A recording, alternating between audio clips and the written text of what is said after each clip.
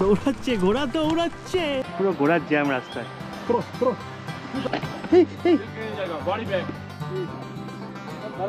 এইখানটায় security checking হয়। ভিউটা দেখুন, ভিউটা।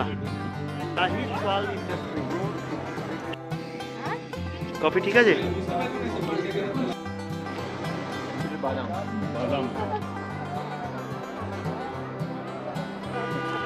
এই হচ্ছে চন্দনবাড়ি। আমি জানি এক হাওয়া অফিসের খোঁজ, বাতাস খুলে আর্দ্রতাদের মাপে। শহর যখন মানুষ মারে রোজ, বড়াই করে প্রথম পাতায় ছাপে। কি ভাবছেন আর কাশ্মীর যাবেন না? পেহেলগামে পাই রাখবেন না? কিন্তু ভুলে যাচ্ছেন কাশ্মীর আমাদের জায়গা। আপামর ভারতবাসীর সম্পূর্ণ অধিকার আছে এই কাশ্মীরে, আর সেই অধিকার ছিনিয়ে নেওয়ার ক্ষমতা কারণ নেই। তাই পরিস্থিতি স্বাভাবিক হলে আবার কাশ্মীর যাব, এই মানসিকতা নিয়ে হাজির হয়েছি আপনাদের সামনে পেহেলগামের সৌন্দর্যের ডালি নিয়ে। পেহেলগামের এই অপার সৌন্দর্য ক্যামেরায় বা ভাষায় কতটা ফুটিয়ে তুলতে পেরেছি তা জানি না, কিন্তু চেষ্টা করেছি আমার ছোট্ট পরিসরের সামর্থ্য দিয়ে পেহেলগামকে আপনাদের কাছে পৌঁছে দেওয়ার। তবে সবার কাছে একটাই অনুরোধ, কাশ্মীর সিরিজের ভিডিও আপনাদের কেমন লাগছে তা প্লিজ কমেন্ট করে জানাবেন। চ্যানেলটিকে সবার সাথে শেয়ার করবেন, আর নতুন হলে প্লিজ সাবস্ক্রাইব করবেন। তাহলে দেরি না করে শুরু করা যাক আজকের ভিডিও। সবার আগে আমি অভি, আর সবাইকে জানাই welcome to my channel Abhi ও অভিযাত্রী। 4 এপ্রিল 2025 ঘুম ভাঙলো অজানা সব পাখির ডাকে। পাইন ভিউ রিসর্টের জানলা খুলতেই দেখি উল্টো দিকের পাহাড়ের উঠোনে তখন রোদের ছড়াছড়ি। মাথার উপর সুনীল আকাশ, পাহাড়ের কোথাও বরফের ছিটে ফোটা, সাথে পাখির ডাক। সত্যি এই যেন এক অন্যরকম সকাল।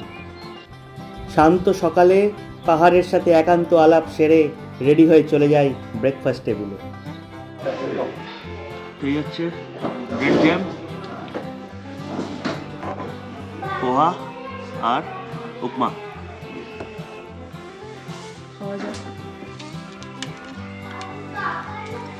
আমরা পেহেলগাম থেকে রুম থেকে জাস্ট বেরোলাম, এবার ঘোড়ায় করে যাব আমরা 7 পয়েন্ট ঘুমনে। এই হচ্ছে আমাদের ঘোড়া। नाम क्या है आपका? मजीद भाई। मजीद भाई, हाँ। आपका पास कितना घोड़ा है? हमारे पास 2 है, अलग अलग घोड़ा रहता है। कहाँ लेके जाएंगे आप? पूरा जगह 7 प्लेस। 7 प्लेस में क्या क्या आते हैं यहाँ पे? कश्मीर वैली, बाईसरन, डबियन, कानीमार्ग, दना वैली। अच्छा, पूरा पूरा पूरा पूरा 7 प्लेस। 7 प्लेस। और इसके लिए स्टैंडर्ड रेट क्या होता है यहाँ का? वो साहबा आप देखो, आप आने के वक्त बोलना चाहिए, आप ज्यादा ही दिएगा, मगर दिखाएगा दिल से घुमाएगा। अच्छा। आप टूरिस्ट को हम वेलकम करते हैं, आप लोग इधर आते हैं।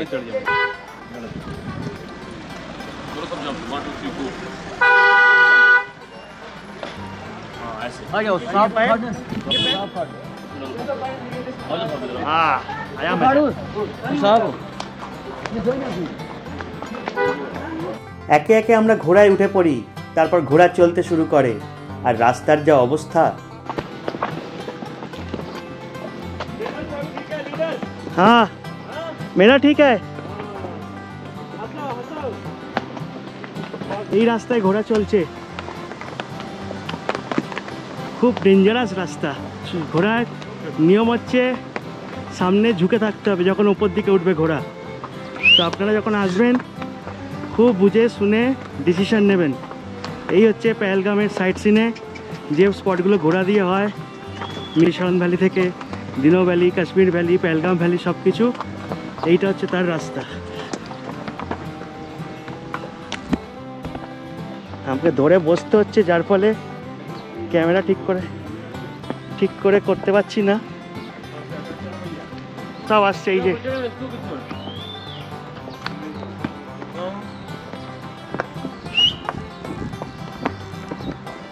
পেহেলগামের প্রধান সাইট সিনগুলোকে ঘুরতে হয় দুটো ভাগে। একটা ভাগ হয় ঘোড়ায় করে আর একটা গাড়ি করে। আমরা দিনের ফার্স্ট হাফে ঘোড়ায় করে সাইট সিনগুলো করবো বলে ঠিক করি।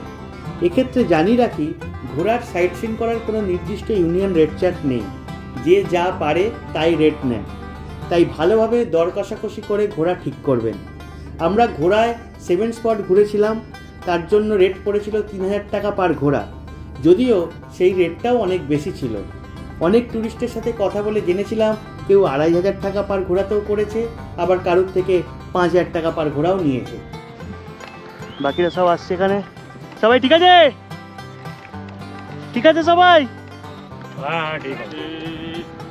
আমাদের সাইট সিনের প্রথম স্পট ছিল কানিমার্গ। কাশ্মীরি ভাষায় কানি মানে পাথর আর মার্গ মানে রাস্তা। পাথুরে রাস্তার জন্যই এই জায়গাকে বলা হয় কানিমার্গ। তবে এই স্পট আমার আহামরি কিছু লাগেনি, আপনারা চাইলে এটাকে স্কিপও করতে পারেন।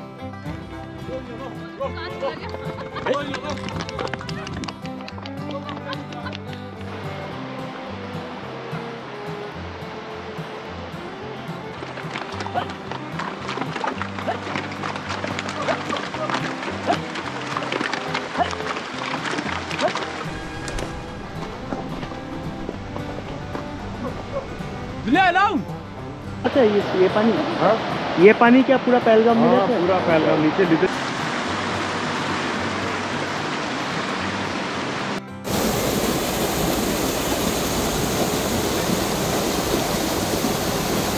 কানিমার্গের পর আমরা এসে পৌঁছাই ওয়াটারফল।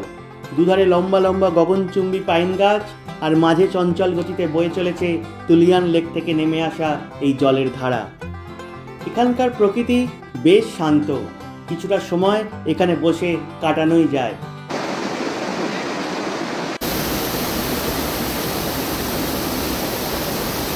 ওয়াটারফল দেখা হয়ে গেল।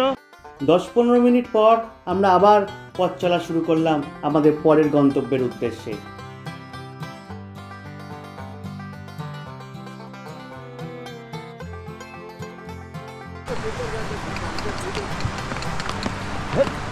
धीरे धीरे चलो बाबू, धीरे धीरे चलो। तो एडवेंचर एडवेंचर घोड़ाয় ওঠা, তবে কোমর পিঠ এইগুলো যদি আপনার ঠিক থাকে আর আপনার যদি হাঁটুতে ওঠা পড়া করতে যদি কোনো অসুবিধা না হয়, তাহলে অবশ্যই কিন্তু এই ঘোড়ার জার্নিটার মজা নেবেন। পেহেলগামে এসে একদম পাইনের জঙ্গল, একদম নিরিবিলি, কোথাও রোদ, কোথাও ভীষণ গাঢ় অন্ধকার, পাশ দিয়ে বয়ে চলা ঝর্ণা, এর মধ্যে একটা সত্যি অ্যাডভেঞ্চার ট্রাভেল, নতুন কিছু দেখা, নতুনভাবে নতুন কিছুকে চেনা, সব কিছু যেন জড়িয়ে আছে। এই হচ্ছে আমাদের থার্ড স্পট। क्या इसका कुछ मतलब है?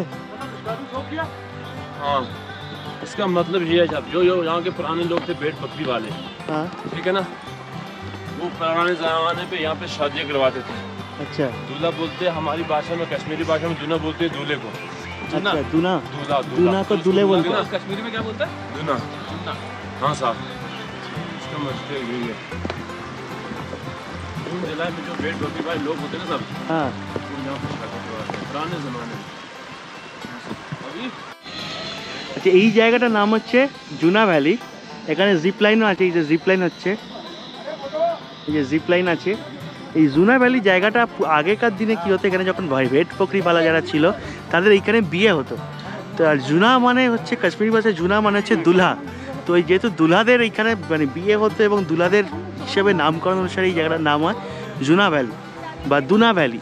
আর জাস্ট ভিউটা একবার দেখুন চারিদিকে, সত্যি পেহেলগাম এইখানে হচ্ছে পেহেলগামের বিউটি। এই বিউটি সত্যি কোথাও পাওয়া যায় না, এখানেই হচ্ছে কাশ্মীর।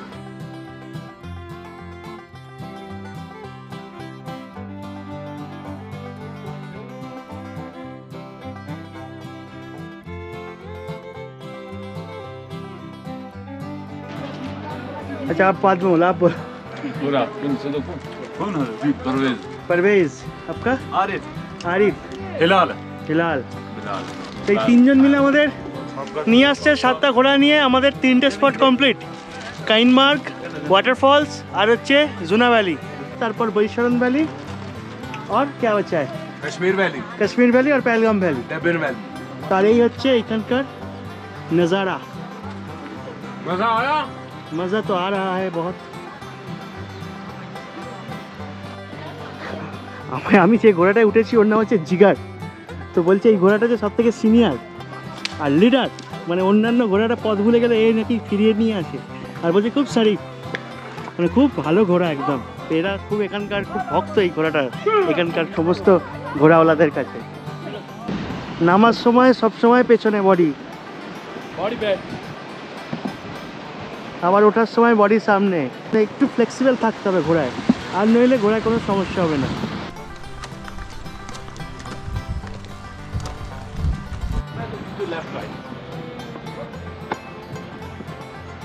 ডাউনে নামছে ঘোড়া, আর ওই যে দেখা যাচ্ছে মিনি সুইজারল্যান্ড অফ ইন্ডিয়া। আচ্ছা, আমরা এখন এসে পৌঁছি বৈশরণ ভ্যালি। 35 টাকা করে টিকিট। এই হচ্ছে বৈশরণ ভ্যালি। এটাকেই বলা হয় मिनी स्विट्जरलैंड ऑफ इंडिया। क्यों बोलते हैं इसको मिनी स्विट्जरलैंड ऑफ इंडिया भैया? इसको मिनी स्विट्जरलैंड ऑफ इंडिया क्यों बोलते हैं? क्योंकि ये स्विट्जरलैंड की तरफ दिखता है सब। अच्छा इसका व्यू और इसका व्यू एक ही है। अच्छा इसके पहाड़ों जैसे या इसका जो व्यू है वो उधर के पहाड़ से मिलता जुलता है। अच्छा, यहाँ पे पूरा बर्फ़ पड़ता है? पूरा बर्फ़ पड़ता है। आज तो ख़त्म हो गया क्योंकि इस साल गर्मी तो पहले से ही हो गई है। अच्छा, अब तो थोड़ा सा बचा है उस मस्जिद के पास, थोड़ा सा बर्फ़ बचा है, बाकी ना इस पारा का सोरा ख़त्म हो गया। एंजॉय करो।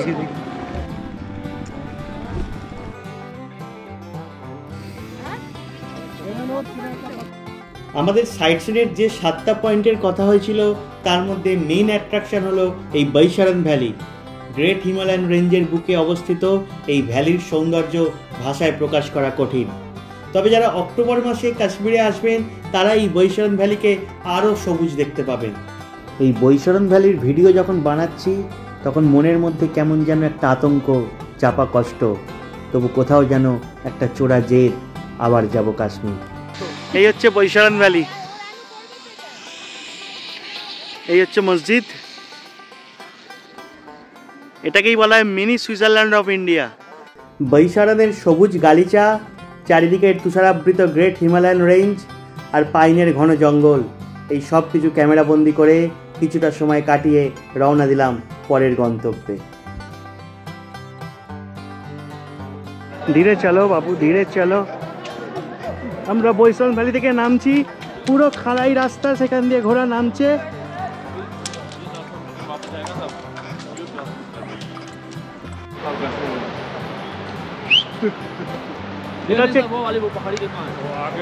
এই যে আগে যেটা দেখা যাচ্ছে এটা হচ্ছে কাশ্মীর ভ্যালি, কিন্তু ডাউনের সময় খুব এইভাবে দেখাও খুব রিস্কি। তাও আমি চেষ্টা করছি যতটা ক্যামেরা ধরিয়ে দেখা যায় আপনাদের। দূরে দুই পাহাড়ের মাঝে যে ভ্যালি দেখা যাচ্ছিল তাই কাশ্মীর ভ্যালি, তবে আমার এই ক্যামেরায় তা ভালোভাবে আসেনি। আগে ওই গিরিবর্তের খাঁজ দিয়েই পেহেলগাম থেকে শ্রীনগর যাওয়ার রাস্তা ছিল।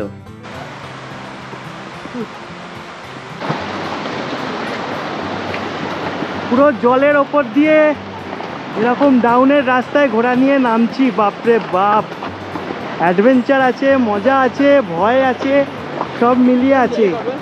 শুধু বডি ওয়েটকে ব্যালেন্স করাটাই হচ্ছে কাজ। বডিকে ঘোড়ার গতির সাথে ব্যালেন্স করতে হবে, নইলে কিন্তু খুব বিপদ। ভয় পাবেন না।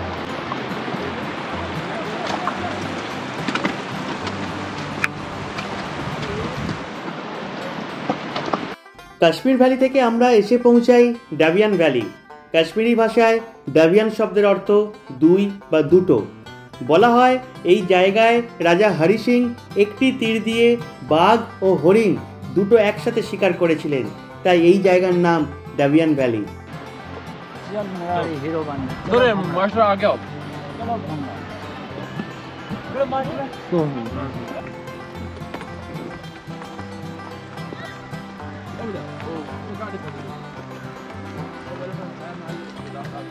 पहलगाम में सबसे पहले इधर मिट्टी के घर बने हुए थे। जब 2014 में इधर बाढ़ आया ना, वो सब घर बह गए मिट्टी से, तब से स्टार्ट हुआ ये दूसरा घर बनना है। अच्छा, हाँ, इसका नाम पड़ता पहलगाम वैली से। पहलगाम वैली, हाँ। দূরে যে মাটির ঘরগুলো দেখা যাচ্ছে আগে ওইখানেই ছিল পেহেলগাম ভ্যালি, কিন্তু 2014 সেই ভারত পাকিস্তান বিধ্বংসী বন্যায় সেই ভ্যালি ধুয়ে মুছে সাফ হয়ে যায়। 7 पॉइंट कंप्लीट करे আমরা দুপুর 2টো নাগাদ নেমে আসি ঘোড়ার স্ট্যান্ডে। लोग अगर आएगा तो आपको कैसे बुकिंग करेगा? नाम बताइए। नाम और कॉन्टैक्ट नंबर 9858 9858 79 67 55 55। তো ये है মজিদ আঙ্কেল। ঘোড়ার জন্য কন্ট্যাক্ট করতে পারেন। বৈশরণ ভ্যালি থেকে মোটামুটি টোটাল 7টা পয়েন্ট আছে। খুব ভালো ঘোড়া, আমাদেরও ভালো ঘুরেছে। ঘোড়ার দুলুনিতে চলতে চলতে সবার খুব খিদেও পেয়ে গেছিল, তাই দেরি না করে আমরা চলে যাই পেহেলগামের নাথুজ রাসোই। জমিয়ে দুপুরের লাঞ্চ সেরে আবার বেরিয়ে পড়ি। নাথুজ রাসোইতে আমাদের খাওয়া হয়ে গেছে দুপুরের লাঞ্চ। তবে আমার যেটা ব্যক্তিগতভাবে মনে হয়েছে, রেটটা একটু অনেকটাই কস্টলি এখানে, মানে রেটটা একটু বেশি অন্যান্য জায়গার তুলনায়। তবে খাবারের টেস্ট খুব ভালো, কোয়ান্টিটি খুব ভালো। আর এই এখন আমরা যাব হচ্ছে ইউনিয়ন স্ট্যান্ডে, ওখান থেকে গাড়ি করব, গাড়ি করে বেতাব ভ্যালি, আরু ভ্যালি, চন্দনবাড়ি এগুলোকে ঘুরবো।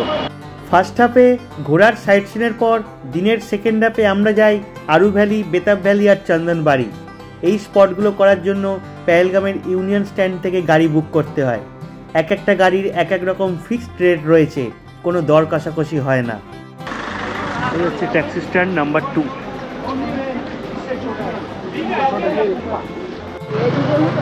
আচ্ছা, আমাদের ইউনিয়নের গাড়ি বুক হয়ে গেছে, বললে একটা ট্রাভেরা 9 জন হয়ে যাবে। আমরা একটা ট্রাভেরা, এই হচ্ছে আমাদের ট্রাভেরা। 7379 आरू वैली, बेताब वैली, चंदनबाड़ी। 3 पॉइंट। क्या नाम है? स्टियाक। हाँ।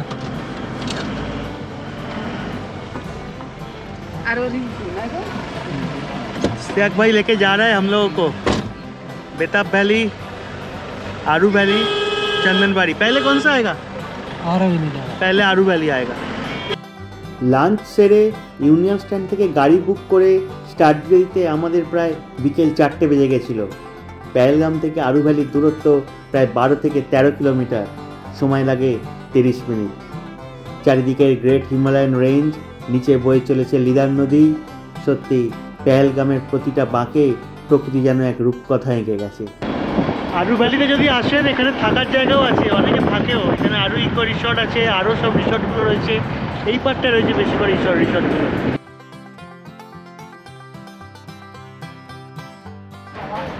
এই হচ্ছে আরু ভ্যালি। প্রায় 20 থেকে 25 মিনিট লাগলো পেহেলগামের ইউনিয়ন স্ট্যান্ড থেকে গাড়ি নিয়ে স্টার্ট করে আরু ভ্যালি আসতে। ক্যাফেটেরিয়া পার্ক আছে, এখানে ঢুকতে গেলে 30 টাকা করে টিকিট লাগবে আরু ভ্যালির।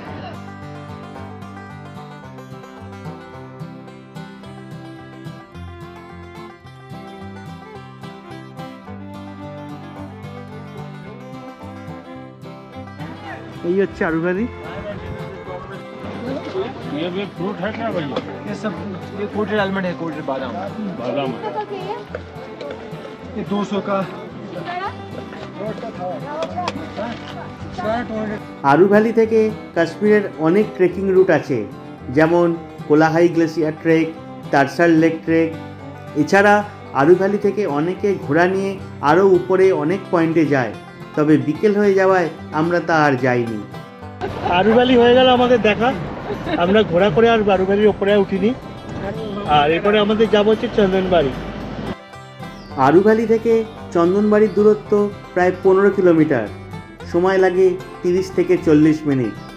যত এগোতে থাকলাম তত ঠান্ডা বাড়তে লাগলো, আর মুগ্ধ হতে থাকলাম প্রকৃতির রূপ দেখে।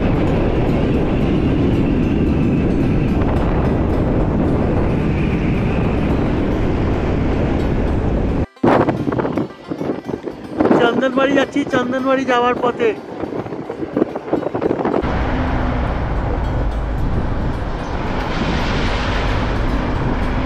বাড়ি পৌঁছে গেছি। আর দেখুন জাস্ট বরফ, পুরো স্লিপ হচ্ছে, খুব কাদা প্যাচ প্যাচে বরফ।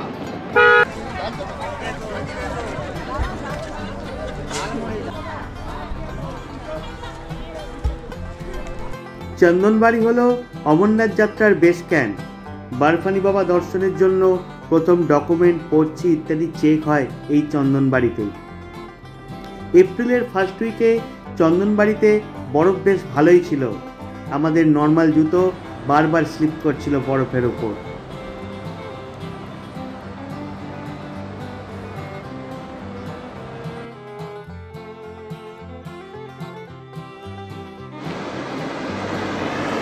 এই হচ্ছে অমরনাথজির যাত্রার বেস ক্যাম্প চন্দনবাড়ি। আর ওই যে জায়গাটা দেখছেন ওইখানটায় সিকিউরিটি চেক ইন হয়। লাস্ট যখন অমরনাথ যাত্রা শুরু হবে তার আগে ওইখানে সিকিউরিটি চেক করে, পর্চি চেক করে, মেডিকেল চেক আপের রিপোর্ট দেখিয়ে তারপরে আবার হাঁটাটা শুরু হবে। এইটা হচ্ছে আপাতত এই অমরনাথ যাত্রা শুরু হবে বোধহয় সম্ভবত জুন থেকে স্টার্ট হবে। আর আপাতত এখন চন্দনবাড়ির এই দিকটা দেখুন পুরো বরফে ঢাকা, শুধু ভিউটা দেখুন। বিকেল ফুরিয়ে আসছে দেখে কিছুক্ষণ চন্দনবাড়িতে কাটিয়ে রওনা দিলাম পেহেলগামের উদ্দেশ্যে। প্রসঙ্গত জানিয়ে রাখি, ইউনিয়ন থেকে যে গাড়ি আপনারা বুক করবেন এই আরু ভ্যালি, বেতাব ভ্যালি আর চন্দনবাড়ির জন্য, সেই গাড়ি প্রত্যেকটা স্পটে 1 ঘন্টা করে দাঁড়াবে। তার থেকে বেশি যদি টাইম লাগে আপনাদের, তার জন্য ঘন্টা পিছু 400 টাকা করে এক্সট্রা দিতে হবে। চন্দনবাড়ি থেকে ফিরছি আমরা, এই জায়গার স্পটটা শুধু দেখে দাঁড়িয়ে গেলাম। এই স্পটটার দিকে জলের স্রোত দেখুন, বরফের নিচ দিয়ে জল বয়ে চলেছে, দারুণ অপূর্ব।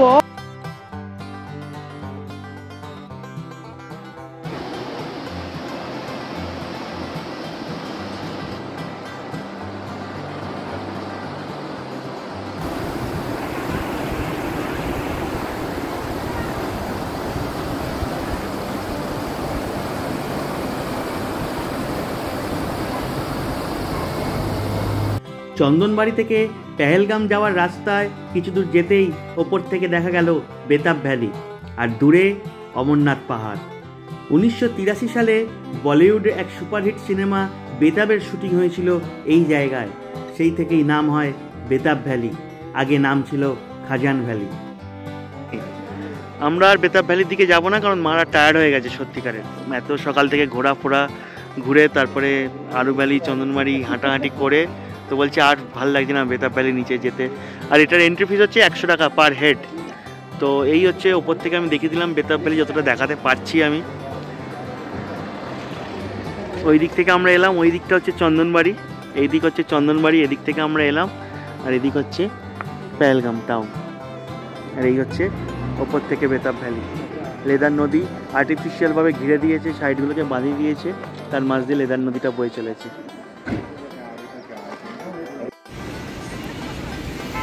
ফিরতি পথে আমরা সাক্ষী রেখেছিলাম এক দারুণ সূর্যাস্তের।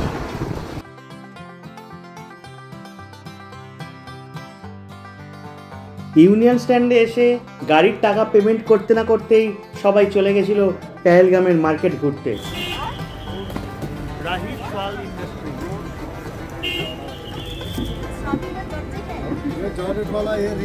কেনাকাটার পর্ব সেরে আমরা যখন হোটেলে ঢুকি ঘড়িতে তখন রাত 8টা। আগের পর্বে দেখিয়েছিলাম পাইন ভিউ রিসর্টের রুমগুলো। এই ট্রিপল বেডরুমের ভাড়া প্রায় 5,500 থেকে 6,500 ইনক্লুডিং ব্রেকফাস্ট অ্যান্ড ডিনার, তবে এটা সিজন ওয়াইজ ভ্যারি করে। আজ একটা ব্যাপার হয়েছে, সেটা হচ্ছে কি, আমরা পেহেলগামে এসে আজিজ ভাইকে বলেছিলাম যে এখানে বিরিয়ানি খাবো, কারণ জিতু ভাই বলেছিল এই হোটেলের বিরিয়ানি খুব ভালো বানায়। তো এই জন্য আমাদেরকে চিকেন বিরিয়ানি বানিয়ে দিয়েছে। কলকাতার থেকে একটু ভিন্ন স্বাদের আর কাশ্মীরের অথেন্টিক মশলার বিরিয়ানি খেয়ে সবাই চলে গেছিলাম নিজেদের রুমে। রাতেই সেরে নিয়েছিলাম প্যাকিং, পরের দিন পেহেলগাম ছেড়ে বেরিয়ে যেতে হবে গুলমার্গ। এভাবেই কেটেছিল আমাদের পেহেলগামের দুদিনের সুন্দর মুহূর্তগুলো। এই ভিডিও এখানেই শেষ করছি, পরের এপিসোডে থাকবে গুলমার্গের গল্প। কাশ্মীর সিরিজ ভালো লাগলে লাইক করবেন, চ্যানেলে নতুন হলে প্লিজ সাবস্ক্রাইব করবেন। ভালো থাকবেন, সুস্থ থাকবেন, ধন্যবাদ।